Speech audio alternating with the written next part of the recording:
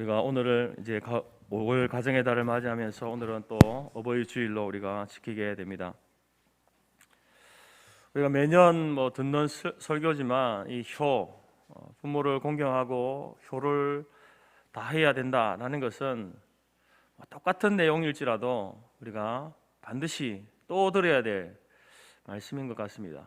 왜냐하면 저도 돌아보면은 그렇게 하나님을 잘 그렇게 공경하지 못했고 또 부모님을 잘 섬기지 못한 그런 우리의 연약함이 있기 때문에 또 다시 말씀을 듣고 또 다시 우리의 삶을 돌아보고 또 돌이키고 회개하고 우리의 삶을 하나님이 원하시는 그 삶의 모습으로 변화시켜 가는 것이 또 우리의 성도의 본분이기에 우리가 매년 듣는 말씀이지만 다시 한번 우리가 또 이 말씀에 경청하고 주의 있게 들으면 좋겠습니다. 효라고 하는 것은 하나님께서 어떤 특별한 사람에게 주신 마음이 아닙니다. 이 효도라고 하는 것은 하나님께서 모든 인간의 마음에 새겨 넣으신 자연법의 일부입니다. 믿는 사람에게만 또 믿지 않는 사람에게만 아니라 모든 사람들에게 동서양 막론하고 모든 사람들에게 주신 마음이다라는 것이죠. 그래서 우리가 이제 이 동서고금을 막론하고 모든 시대, 모든 장소, 모든 사람이 이 효를 강조하는데 서구의 서토와 철학자들은 자녀가 부모에게 순종하는 것은 사물의 본질에 해당한다 이렇게 이야기했습니다. 좀 어려운 말 같지만 이 효라고 하는 것은 사물의 본질에 속하는 것이다. 정말 중요한 것이다라는 말입니다. 그리고 또 우리가 동양의 공자 같은 경우도 공자나 명자가 가장 강조한 것 중에 하나가 뭐냐? 그것은 바로 효도입니다. 효도. 그래서 그 영향을 받은 우리 한국도 바로 이 효를 굉장히 중요하게 여기지 않습니까? 그렇게 가르치고 또 그렇게 살아가고 있습니다. 마찬가지로 교회에서도 성경도 이 효를 강조하죠. 그렇다고 해서 여러분 성경이나 교회가 효를 강조하는 것이 단순히 이제 어떤 도덕 윤리적 차원이나 어떤 철학의 영향을 받아서 혹은 인간의 본성의 도리이기 때문에 효를 강조하는 것이 아닙니다. 물론 그러한 이유도 있지만 그것보다 더 중요한 이유가 있습니다. 왜 성경은, 왜 교회는 이 효에 대해서 강조하고 있는가? 그것은 바로 하나님께서 우리에게 주신 그 율법의 말씀, 하나님이 모세를 통해서 주신 그 율법의 명령 가운데에 효도해야 된다고, 부모를 공경해야 된다는 이 명령을 우리에게 주셨기 때문에, 하나님의 말씀이기 때문에 우리가 효를 행하고 효를 강조하고 있는 것입니다. 제5계명의 내 부모를 공경하라 라고 하는 이 명령의 말씀은 우리는 이 말씀을 우리가 읽을 때마다 육신의 부모님을 많이 생각하지 않습니까? 거기다 조금 더 이제 폭을 넓히면은 이제 믿음의 부모님들을 생각합니다. 그러나 여러분, 이 말씀은 육신의 부모님을 만 아니라 바로 이 명령의 이 제5계명의 말씀은 바로 부모에 대한 의무, 자식의 의무일 뿐만 아니라 하나님께 대한 인간의 의무에 속하는 것입니다. 다시 말해서 효도라는 것은, 공경이라는 것은 여러분 하나님과 맞닿아 있는 것입니다. 단순히 내가 살아계신 육신의 부모님에게 효를 다했다고 해서 효를 다한 것이 아니라는 거죠.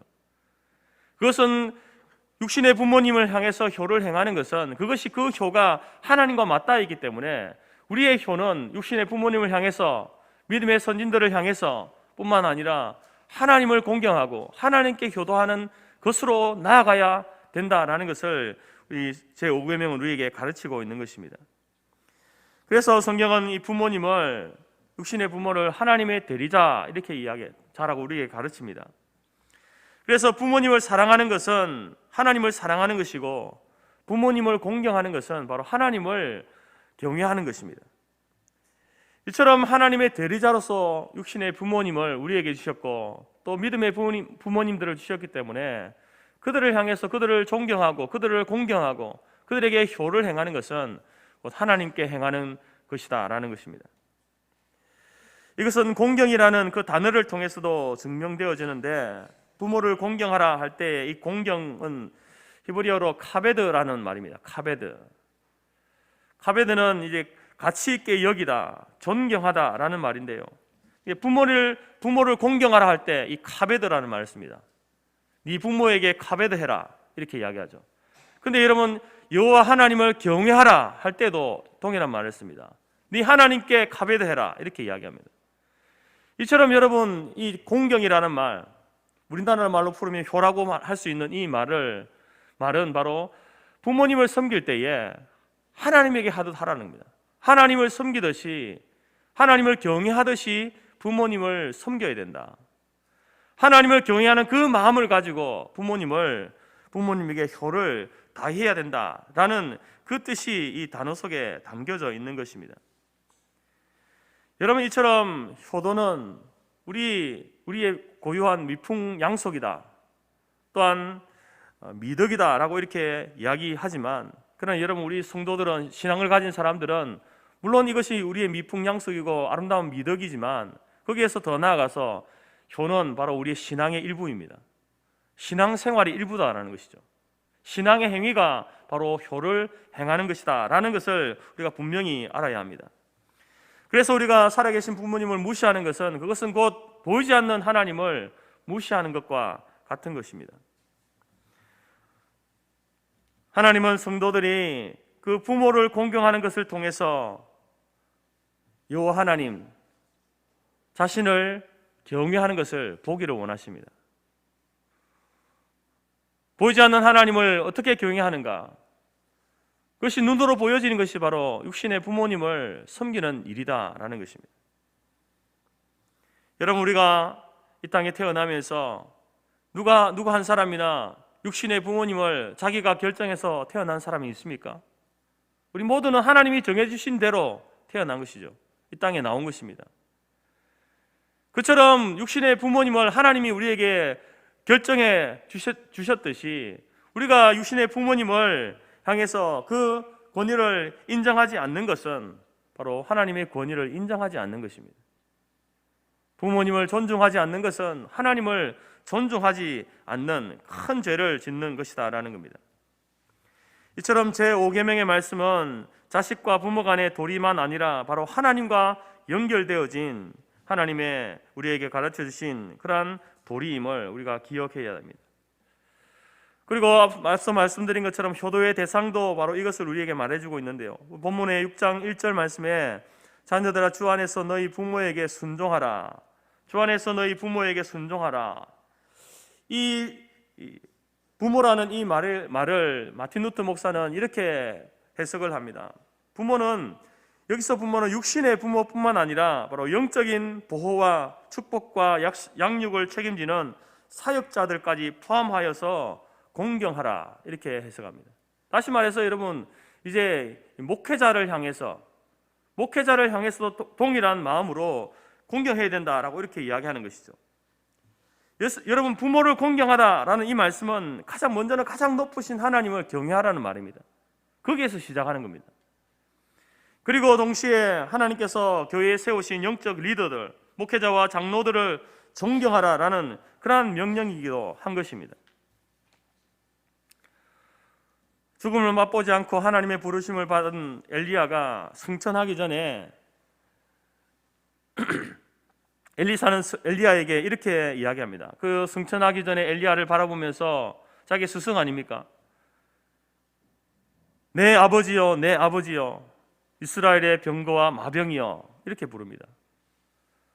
자기의 스승이었던 그 엘리야를 향해서 엘리사가 내 아버지여, 내 아버지여 부릅니다. 그런데 재밌는 것은, 이제 나중에 엘리사가 병으로 생을 마감할 때쯤에 그 당시에 왕이었던 요아스 왕이 문병을 가서 눈물을 흘리면서 엘리사 선지자에게 동일한 말을 합니다. 내 아버지여, 내 아버지여, 이스라엘의 병거와 마병이여. 여러분, 이처럼 엘리사는 엘리야를 자신의 영적 아버지라 불렀습니다. 그리고 더 나아가서 한나라의 왕이었던 요아스 왕도 엘리사 선지자를 영적 아버지로 불렀다는 것입니다. 우리는 예수님께서 우리에게 가족의 범위를 재정립해 주신 것을 잘 알고 있습니다. 예수님께서는 이렇게 말씀하셨죠. 하나님 아버지의 뜻대로 행하는 자라야 나의 부모고 나의 형제다 라고 말씀하셨습니다. 그리고 실제로 예수님께서는 십자가에 달리실 때에 자신의 육신의 어머니를 마리아를 그 제자 요한에게 부탁하면서 보라 내 어머니다 라고 이렇게 말하지 않습니까? 역사 자료에 의하면 요한은 나중에 자기 나이가 60살이 이후로 터키 지역에 에베소 지역에 살면서 예수의 어머니 마리아를 이제 정성스럽게 모셨다라고 이렇게 역사가들은 기록하고 있습니다. 여러분, 이처럼 우리가 주 안에서 순종해야 될 대상은 성부 하나님과 동시에 교회의 영적 리더들이고, 그리고 또 같은 믿음을 가진 믿음의 선배들, 믿음의 부모님들까지 해당된다라는 것을 우리는 잘 알게 되는 것입니다. 이처럼 우리가 그런 부모님을 향하여서 순종하고 공경해야 될 그 중요한 이유가 말씀드린 것처럼 이 순종은, 이 공경은 하나님과 맞닿아 있는 것이기 때문에 그렇습니다. 그리고 오늘 말씀에서는 바로 이것이 옳은 일이고 약속 있는 첫 계명이다 라고 이렇게 이야기합니다. 여러분, 이 약속은 무슨 약속이겠습니까? 그 뒤에 말씀이죠. 이로써 네가 땅에서 잘되고 장수하리라는 약속입니다. 우리가 주 안에서 부모를 순종하고 영적 리더들을 존중하고 믿음의 부모님들을 사랑으로 섬길 때에 여러분, 그는 땅에서 잘되고 장수하게 되는 복을 하나님께서 그 약속을 주셨다라는 겁니다. 오늘 본문 말씀에서 이 땅은 가나안 땅을 이야기합니다. 눈에 보여지는 그들이 살고 있는 가나안 땅, 축복의 땅 아닙니까? 언약의 땅, 그 땅을 이야기합니다.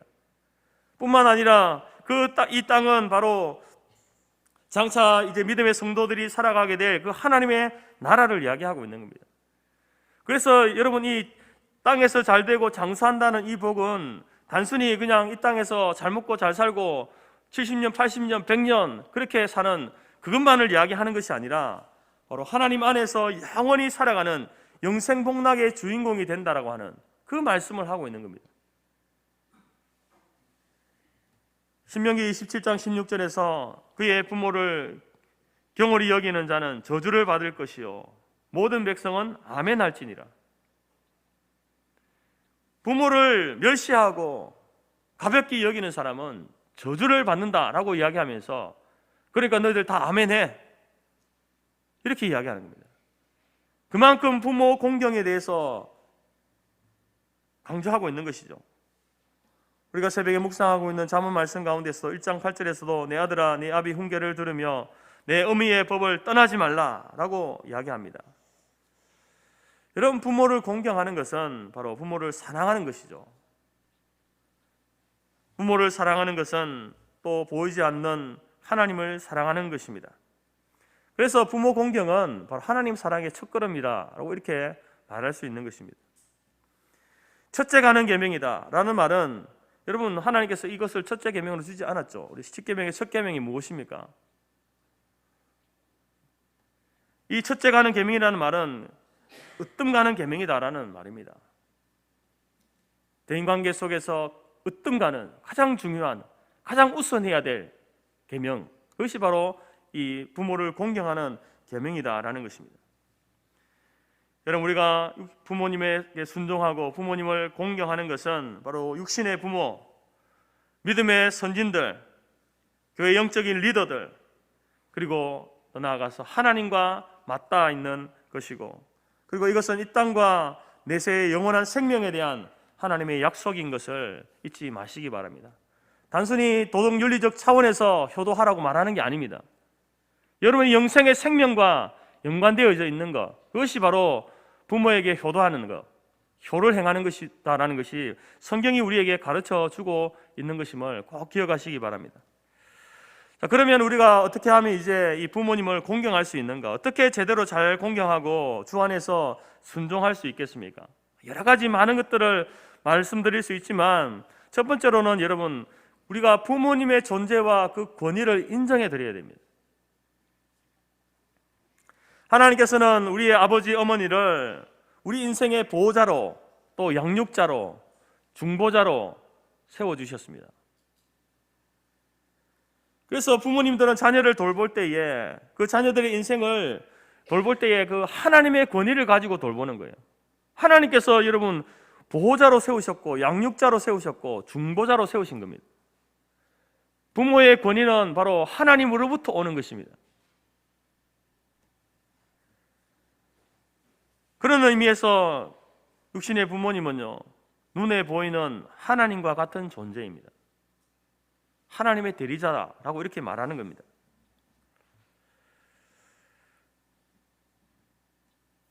주 안에서 부모님께 순종하라는 말은 믿음이 있는 부모에게만 그렇게 하라는 말이 아닙니다. 성경에 있으니까 믿음이 있는 그 부모님에겐 해야 되겠구나. 아니면 혹은 존경받을 만하고 우리의 효를 받을 만한 그런 부모님들에게 순종하고 그를 존경하고 공경해야 되겠구나. 그런 말씀이 아닙니다. 이 땅에 있는 모든 부모님에게 그 부모님이 가지고 있는 그 권위는 믿는 자나 믿지 않는 자나 그 권위는 하나님이 주신 겁니다. 모두에게, 모든 부모에게 하나님의 일반적 은총 가운데 주신 권위가 부모의 권위입니다. 그래서 그 모든 부모에게 순종하라는 말씀입니다. 어떤 사람들은 이렇게 질문할 수도 있습니다. 아니, 우리 부모님은 효도받을 만한 자격이 없는데 어떻게 그분을 내가 효도할 수 있는가? 가족을 돌보지도 않았고 자기만 생각하는 이기적인 분인데 어떻게 이런 분에게 내가 효도할 수 있는가? 라고 이렇게 질문할 수 있습니다. 미국의 텍사스의 한 남편이 자신의 아내와 4명의 자녀를 버리고 캘리포니아로 가서 30년 동안 자기만을 위해서 살았습니다. 그러다가 결국은 이제 돈 한 푼 없이 이제 빈털터리로 죽게 되었는데 그가 죽기 직전에 이런 유언을 남겼습니다. 자기의 시체를 고향인 텍사스로 가서 묻어달라라는 겁니다. 텍사스에 살고 있던 장성한 자식들은 그 소식을 듣고 분개했습니다. 그 사람이 우리와 무슨 상관이 있어? 그가 아버지로서 우리에게 해준 게 뭔데? 우리가 누구 때문에 지금까지 이렇게 고생하면서 살았는데 왜 우리가 그 시체에다가 우리의 수고와 우리의 돈을 들여야 해? 이유 있는 그러한 불만과 분노를 표했습니다. 그런데 가장 큰 아들이었던 신앙이 깊은 큰 아들은 아무 말 없이 동생들의 불평을 다 들었습니다. 그리고 나서 자기 아버지의 시체를 모시고 와서 장례를 다 치르고 난 다음에 동생들에게 이렇게 이야기했습니다. 성경에 내 부모를 공경하라 라고 했지 거기에 어떤 부모라는 말이 없었다. 그렇게 이야기했다는 겁니다. 여러분, 하나님께서는 이 땅의 모든 부모에게 하나님의 그 권세를 위임해 주셨습니다. 그 권세를 가지고 자녀들을 다스리고 자녀들을 보호하고 양육하는 것입니다. 그래서 자녀된 우리들은 그 권위를 보호하고 양육하고 하는데 잘 사용하지 못한다 하더라도 그 권위에 순종하는 그런 자세가 필요하다는 것입니다. 왜 그렇습니까? 잘못 사용했지만 그 권위는 하나님께로부터 온 것이기 때문에 그것을 존중히 여기는 믿음을 가진 자라고 하면 그것을 존중히 여길 수 있어야 한다는 것이죠. 그래서 그것에 순종하고 공경하는 것이 하나님의 뜻이다라는 것입니다.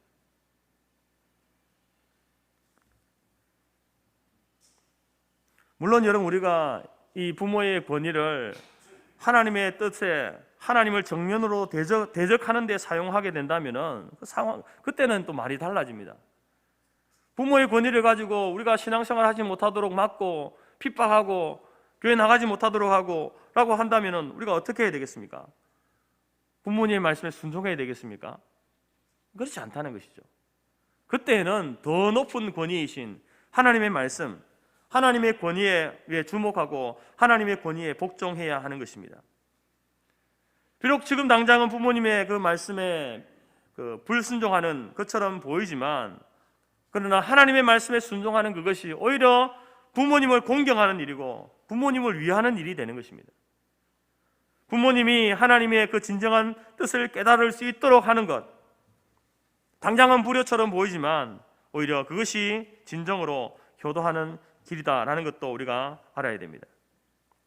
이처럼 하나님을 대항하고 정면으로 도전하는 것이 아니면 여러분, 우리는 모든 부모의 그 권위에 순종해야 되는 것입니다. 복종하고 효를 다하고 그 권위를 인정해야 되는 것이죠. 그것이 바로 효도의 시작이다라는 것입니다. 여러분, 우리가 우리의 부모님이 잘났든지 못났든지 우리에게 많은 것을 채워주고 해줬든지 그렇지 못하든지 간에 여러분, 정말 우리의 육신의 부모님을 향해서 그 권위를 인정하고 존중히 여기는 그 효의 시작을 오늘부터라도 시작하는 저와 여러분이 될 수 있기를 간절히 바랍니다. 이미 내 육신의 부모님, 양가 부모님은 다 떠나고 없는데요, 그렇다고 한다면 여러분, 우리의 그 효를 살아계신 하나님을 향해서 효를 다하는 우리 모든 성도들이 될 수 있기를 간절히 바랍니다.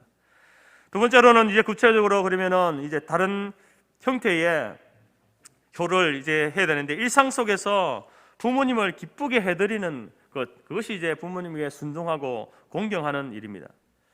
여러분, 효도라고 하는 것은 일종의 사랑이죠. 자식이 부모를 향한 사랑이 효도 아니겠습니까? 우리 사랑이라는 그 헬라어의 말을 보게 되면 중요한 네 가지 이제 단어가 있습니다. 에로스라는 말이 있죠. 에로스도 사랑이라고 이렇게 이야기하는데, 그것은 이제 육체적인 사랑을 이야기할 때 표현하는 것이고요.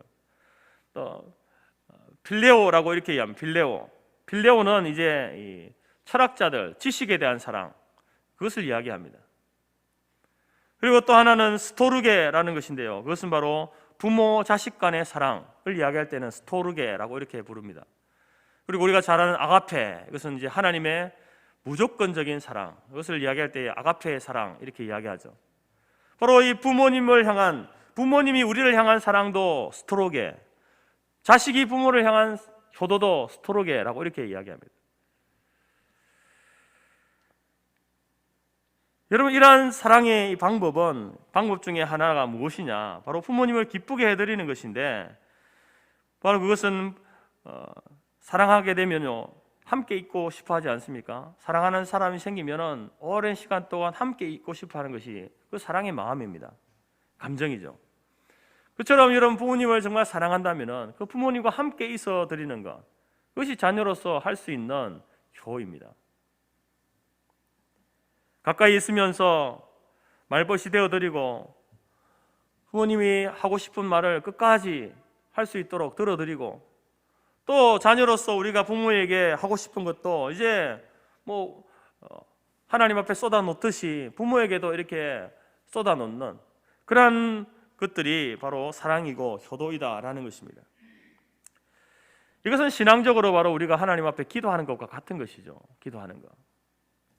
기도의 자리는 바로 우리 하나님 아버지를 기뻐하고 함께하는 자리가 기도의 자리 아니겠습니까? 하나님의 말씀을 듣고 또 우리 안에 있는 그 답답함들을 아뢰고 대화하는 자리. 그래서 기도에 힘쓰는 것은 하나님과 함께 있는 시간이고, 하나님과 함께 있으면서 대화하는, 기뻐하고 즐거워하는 그 자리가 기도하는 자리다라는 것입니다. 예수님께서도 육신으로 계실 때에 기도에 힘쓰셨습니다. 하늘 보좌에 계신 그 아버지와 함께하는 그 기도의 시간을 놓치지 않았던 것이죠. 어떨 때는 이른 새벽에, 어떨 때는 이제 밤이 새도록 기도하시고, 또 큰 일이든지 작은 일이든지, 또 즐거운 일이든지 그렇지 않은 심각한 일이든지 모든 삶의 순간순간 아버지 하나님과 함께 시간을 보냈던 분이 바로 예수님이셨습니다. 이처럼 여러분, 우리가 하나님 앞에 나아가서 기도하는 것처럼 우리의 육신의 부모님과 함께하는 시간, 그 시간도 여러분 우리가 갖고 그분의 이야기를 들어드리고 또 우리에게 이야기를 하는 그런 시간을 갖는 것, 그것이 바로 부모님들이 자식들에게 원하는 그런 효의 한 모습이다라는 것을 기억하시기 바랍니다. 뿐만 아니라 우리가 효도하는 또 다른 방법은 부모님이 하시는 일이나 원하는 일을 알아서 도와드리는 겁니다. 이제 나이가 들면은 이렇게 귀가 잘 안 들리죠. 그러면 자연히 자녀들은 이제 부모님과 대화할 때 어떻게 됩니까? 소리가 커집니다. 그리고 또 옛날에는 말을 빠르게 했는데 이제는 빠르게 말하면은 잘 못 알아들으시니까 말을 천천히 또박또박 하게 됩니다. 여러분, 이것이 바로 우리 효도의 한 모습이라는 겁니다. 부모님의 그 상황이 어떤 상황인지를 살피고 그 상황에 맞게 대처하는 것이죠.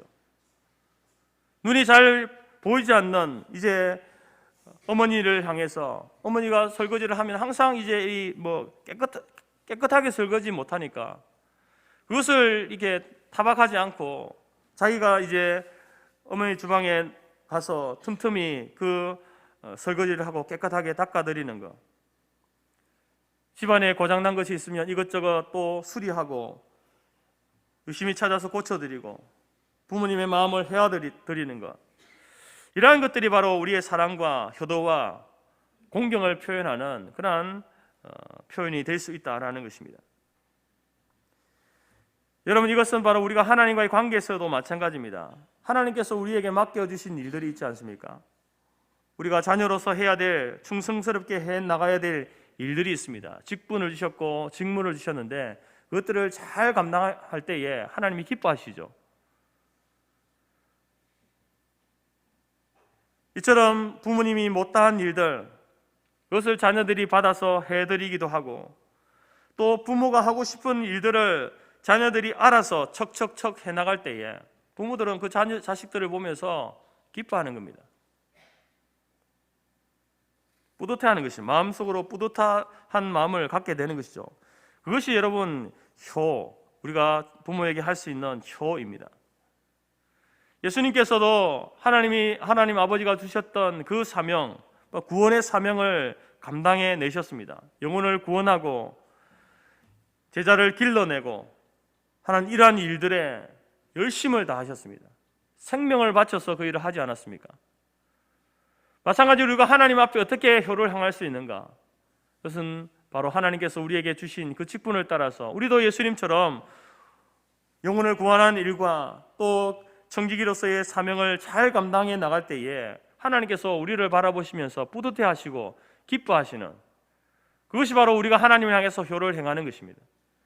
마치 부모님의 그 마음을 시원케 해드리고 부모님의 마음을 즐겁게 해드리고 부모님을 뿌듯하게 해드리는 그것이 부모에 대한 효인 것처럼 하나님을 향해서도 그러한 효의 모습이 우리 가운데 있어져야 한다라는 것입니다.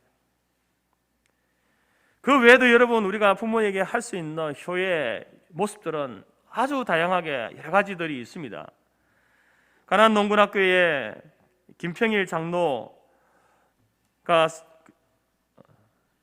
기록한 효도 10계명이 있는데요, 이것을 우리가 유심히 좀 들으면 우리가 부모님을 향해서 또 우리가 할 수 있는 그 효의 모습을 우리가 보게 되는데요, 10가지 이렇게 이야기합니다. 첫 번째는 부모님이 예수님을 믿으시도록 해드리자.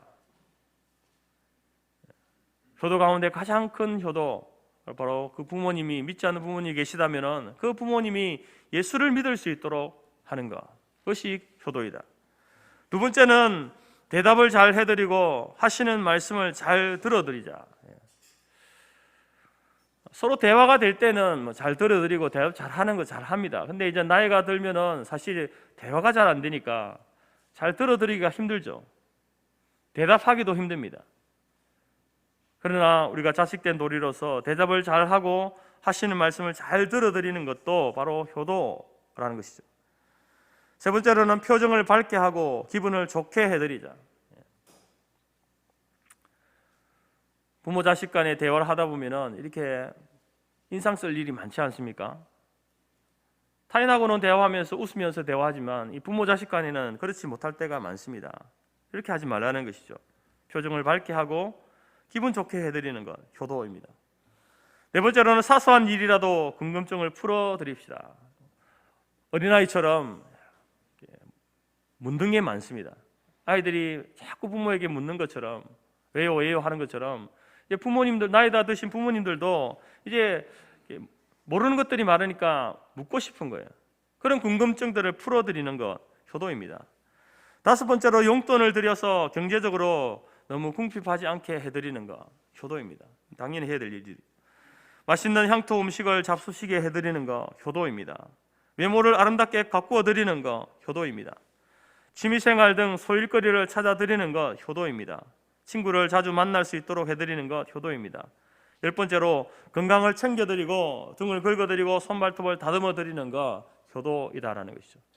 여러분, 우리가 우리의 삶 속에서 부모님에게 효를 행할 수 있는 것은 숱하게 많습니다. 아주 사소한 일에서부터 해서 또 큰 일에 이르기까지 모든 것을 이제 이 김평일 장로는 이 효도 10계명을 통해서 그렇게 이야기하고 있는 것입니다. 우리 성도교회 모든 자녀들은 하나님 앞에서 또 부모님에게 일상에서 기쁨을 드리는 그런 효자들이 다 될 수 있기를 간절히 바랍니다. 어느 교회 목사님이 시골 교회를 방문했습니다. 그 시골 교회 목사님이 자기 교회 장로를 너무너무 자랑하는 거예요. 입이 마르도록 칭찬을 하는 겁니다. 근데 실제로 그분의 인품이나 그 신앙이 존경받을 만했습니다. 그런데 그 담임 목사가 그 장로님을 칭찬하는 데는 다른 이유가 있었습니다. 그 장로님의 아들이 세례를 받을 때에 담임 목사로서 그 세례받는 그 아들에게 이렇게 물었습니다. 네가 이 세상에서 제일 존경하는 인물이 누구냐라고 물었는데 그 아들이 한참을 생각하더니 이렇게 대답하는 겁니다. 목사님, 세계에서 제일 존경하는 인물은 저의 아버지입니다. 이런 보통 학생들 같으면 위대한 위인 이런 이름을 대지 않겠습니까? 세상에서 네가 제일 존경하는 인물이 누구냐? 과거에 훌륭한 사람들이 많으니까 그런 사람들의 이름을 댈 법만도 한데 그것이 아니라 바로 자기 아버지, 같은 교회에서 섬기는 자기 장로님 대신 그 아버지를 가장 존경한다라고 이렇게 이야기를 하는 겁니다. 그 이후부터 이 담임 목사는 그 장로님을 정말로 존경하게 되었다는 것이죠. 자기 아들로부터 존경받는 그 아버지야말로, 그 장로야말로 정말로 존경받을 만한 아버지고 존경받을 만한 장로다라는 것입니다. 미국의 20대 대통령이었던 가필드는 자기가 대통령으로 취임하던 날에 이제 모든 준비가 다 끝나고 이제 귀빈들이 대통령이 나오기만을 기다리고 있었습니다. 근데 한참이 지나도 대통령이 나오지 않는 거예요. 시간이 지나고 나서 이제 가필드가 나오는데 한 노파를 부축해서 식장으로 들어오는 겁니다. 그 노파는 바로 가필드의 어머니였습니다. 어머니에게 대통령 취임식에 함께 가자라고 했는데 어머니 안 가려고 하는 거예요. 그 아들로서 어머니가 안 간다니까 만약 어머니 안 가면 저도 안 가겠습니다 라고 이렇게 생떼를 써서 이제 겨우겨우 해서 어머니를 부축해서 취임식장에 모시고 나왔습니다. 그리고 대통령 취임식 연설을 하면서 그는 이렇게 이야기합니다. 내가 이렇게 영광의 자리에 오르게 된 것은 어머님의 은혜입니다. 나는 어머니의 말씀에 순종해서 오늘날 대통령의 자리에 앉게 되었습니다 라고 말했다라는 것입니다. 어머니를 높여드리는 그 자리에서 오히려 군중들은 그 어머니를 향해서 감사의 눈물을 흘릴 줄 아는 그 가필들을 향해서 환호와 갈채를 보내었다라는 것입니다. 65세 이상 되시는 부모님을 상대로 이런 조사를 했습니다. 노인들이 자녀에게 가장 하기 싫어하는 말, 첫 번째는 아프다는 말입니다. 아프다는 말을 하기 싫어한답니다. 여러분 나이 드신 분들은 다 이 육신의 연약함들을 가지고 있지 않습니까? 안 아픈 곳이 없는 것이 몸인데, 근데 자녀들에게는 그 아프다는 말을 하기 싫은 거예요. 두 번째로는 외롭다라는 말을 하기 싫어한답니다. 남편을 떠나보내고 아내를 떠나보내고 홀로 되신 어머니 아버님 왜 외롭지 않겠습니까? 있던 친구들도 이제 한둘씩 다 떠나게 되면 이제 만날 사람도 없으면 왜 외롭지 않겠습니까? 근데 그 외롭다는 말을 자식에게 하기 싫어한다는 거죠. 세 번째로는 용돈 달라는 소리를 하기 싫어합니다. 여러분, 돈이 많아서 하기 싫은 게 아니에요. 갈 데가 없어서 공원에서 소일거리 하고 또 점심도 무료 급식소에서 먹고 차비가 없어서 걸어 다니지만 그렇다고 해서 자식에게 용돈 달라는 소리를 잘 하기 싫어한다는 거죠. 여러분, 이 조사가 우리에게 이야기하는 게 뭡니까? 자식들이, 부모님이 살아계신 자식들이, 부모님을 모시고 있는 자식들이 이 말을 잘 기억해야 돼요. 유념해야 되는 거죠. 아프다는 말을 싫어하고, 외롭다는 말을 하기 싫어하고, 용돈 달라는 말을 하기 싫어한다라는 것은 자식들은 알아서 이것을 챙겨야 된다는 겁니다. 여기는 뭐 다 부모님이니까 이런 말이 공감이 안 되시겠죠. 지금 영상으로 젊은 우리 집사님들, 가정들, 부모님을 모시고 있고 살아계신 부모님을, 양가 부모님이 계시다고 한다면 이 말을 좀 잘 새겨야 됩니다. 어떻게 하는 것이 효도인가? 이 반대로 하면 되는 것입니다. 그리고 부모님들이 가장 듣고 싶어하는 말은 뭔가? 이런 말을 듣고 싶어 한답니다.